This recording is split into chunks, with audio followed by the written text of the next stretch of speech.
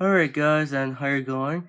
This is Mark here, and today I want to show you something like how to fix it, the Xbox CD drive. And so there let's see how it works.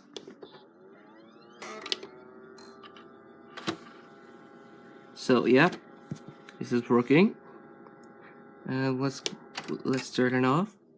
And so you see right there is you have to find these holes right here, and you see you're finally you'll be found with this. And so actually you pull it up there, and so here we go. So there's a hole there. You just push it before you press in it one every single at one time. And so sorry about that. I could never crushing everything.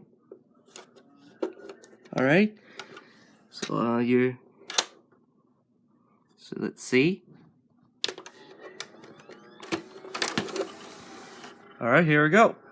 There you have it. So I will be fine with this city. Alright, let's see. We'll be waiting. Okay. So let's open it again. There we go.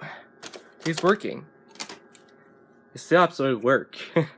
So let's go. Let's do. But if you do it, but do not press it again, because yeah, you buy something like new stuff or the CD drive, another this drive on your internet.